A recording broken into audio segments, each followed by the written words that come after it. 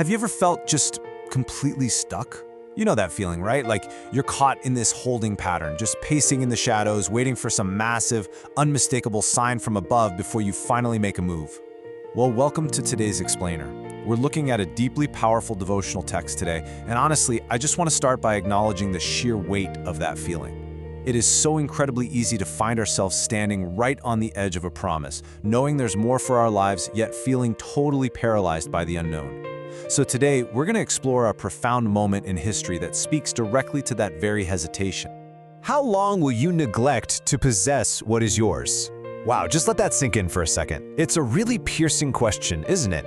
It carries the heavy emotional weight of our own hesitation. We so often tell ourselves that we're just being patient or waiting on the Lord, when in reality, we might actually be neglecting the very gifts and callings that have already been set aside for us. Okay, let's jump right into the historical context here, because it sets the stage perfectly. We're looking at the book of Joshua, specifically chapter 18. Now at this point, the Israelites have seen massive victories. The land is largely subdued, they've even got the tabernacle, the tent of meeting, all set up. But here is the wild part. While the dust was literally settling on these epic victories, 7 entire tribes of Israel were just sitting there. The really hard battles to secure the region were mostly over, the foundation was totally laid, and yet these 7 tribes were just lingering in the shadows, not taking hold of their own shares of the land.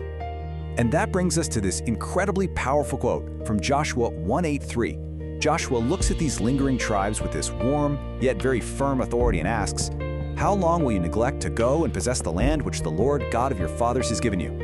Notice the tension there. The land is described as something the Lord has already given them. It's a done deal. It's a freely given gift. Yet, human nature steps in. We have this profound tendency to delay, to overthink things, and to wait for conditions to be absolutely perfect before we open the gift we've already been handed. So a really crucial point here is where all of this is actually happening. The text highlights a place called Shiloh. Now, Shiloh wasn't just some random campsite. In fact, it served as Israel's capital for hundreds of years, way before Jerusalem was. It was the absolute center of God's presence for the Israelites. It was where the tabernacle was pitched, housing the Ark of the Covenant. Shiloh stood right in the middle of the country, and this brilliantly illustrates a core spiritual reality for us. God's presence is meant to be at the very center of our lives and our decision-making. When we're trying to figure out our next steps, that divine guidance shouldn't be pushed to the margins. It has to be our central anchor. Now notice how practical Joshua gets. He doesn't just tell them, hey, go pray harder or just wait a little longer. No, he gives them an exact action plan. Step 1, pick 3 men from each of the 7 tribes. Step 2, go out, physically walk through the land, survey it, and write down a careful description. Step 3, bring that survey back so lots can be cast before the Lord. This shows us something huge. Faith isn't just passive waiting. Real faith requires a structured, intentional strategy. You actually have to get up and actively survey the opportunities in front of you. And that sets up this really beautiful balance: human responsibility versus trust in God. See, Joshua's plan required the people to get up, lace up their sandals, literally walk the rugged terrain, and do the hard work of writing up a detailed report. That was entirely on them. But the final decision, the casting of lots at Shiloh to divide the land, that required total trust in God. We have to do the walking, but we have to trust God with the drawing of the boundary lines. Look at how this plays out specifically for the tribe of Benjamin. Their newly drawn borders actually touched both Jericho and Jerusalem. Now, Jericho carried the memory of God's dramatic, finished victory, right? But Jerusalem, which was called Jebus at the time, was still held by the Jebusites. It was unfinished business. And, you know, our own inheritances look exactly like this. The life God calls us into is almost always a mix of familiar, past victories that build our faith, right alongside rocky challenges and unfinished hopes that require us to just keep working and keep trusting. Listen, if you take away absolutely nothing else from today's explainer, let it be this: waiting too long means missing the blessing. God prepares incredible things for us, but we are invited to step out, explore what He's said, and actually take hold of it. Because if we just sit around in the camp at Shiloh forever, endlessly analyzing the dirt, we never actually get to experience the blessing of the promised land. And this isn't just an Old Testament concept either. The source text connects Joshua's challenge directly to the New Testament, specifically Hebrews chapter 4, verse 11, which urges us to make every effort to enter that rest. The writer of Hebrews is literally pleading with believers to replace laziness, fear, and unbelief with faithful action. Across the entire Bible, the difference between a life of deep impact and a life of stagnation is the choice to step out in faithful action rather than fearful delay. Modern-day inheritance is real lives, real action. Let's pivot from biblical history for a second and look at modern reality. Because believers right now, in our present day, are surveying and claiming their own promised lands in incredibly practical ways. The source material highlights these incredibly different spheres of life. Take Pastor Luis Bush down in South America. He didn't sit around waiting for perfect conditions, he mobilized prayer and community outreach. He effectively surveyed his cities, and the result? Transformed communities all across Latin America. Then, on the completely other side of the spectrum, look at businessman Kwek Lang Bang in Southeast Asia.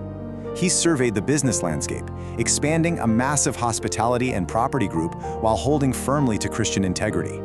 Through all the economic ups and downs, his faithful action has resulted in a global economic blessing that creates jobs and supports entire communities. So, surveying the land absolutely applies to both local ministry and global enterprise. And you know, it happens on the everyday civic level too. Consider the teacher in Eastern Europe who surveyed a totally rundown school district. She didn't wait for the government to come fix it. She stepped up, organized care and after-school programs, and hope was completely restored to those families. Or think about the public official in Africa who stepped away from comfortable, safe positions to actively fight corruption. Despite fierce opposition, he surveyed the need for good governance, and the result is the real advancement of justice. These stories prove, without a doubt, that stepping into difficult, rocky borders can yield incredibly fruitful ground. So, I want to gently turn that question over to you. What is your unfinished business? Seriously, what is that territory you've been neglecting to possess? Maybe it's a relationship that desperately needs mending. Maybe it's a neglected calling or a forgotten skill you've just set aside because, let's be honest, you were afraid of the hard work it would require. Whatever it is, God is inviting you to finally step into it today. And the best part, you don't have to do it alone. Jesus is our Shiloh. Remember how Shiloh was the absolute center of God's presence for the Israelites? Well, today, that center is found in Jesus Christ. He is the one who makes God's presence real in our hearts every single day. When we center our decisions, our careers, our families, and our daily steps around Him, He gives us the supernatural courage to get up and possess exactly what He's already prepared for us. Just like the tribe of Benjamin, you're going to have to mix past faithfulness with future promise. Don't let the fear of the mountains or even your deep love of your current comfort zone keep you from God's absolute best. Look carefully at what God has placed right in front of you, trust His guidance, and just take that step. I want to leave you with this closing thought from the devotional, and I'd love to just speak this directly over you today. Give us courage to get up, survey the opportunities before us, and move forward in faith. The dawn is breaking, the road is wide open before you, and the Lord who gathered Israel gathers you today. Step into the light of that promise. Hey, if this explainer spoke to your heart today, please hit that share button and send this to someone you know who might be stuck in a holding pattern. And don't forget to follow the channel so we can continue to feed your faith daily. We've got so much more coming. But I'll leave you with this final provocative thought. If the exact thing you've been praying for requires you to take the very first step, what are you going to do tomorrow morning? Thanks so much for joining me, and keep moving forward.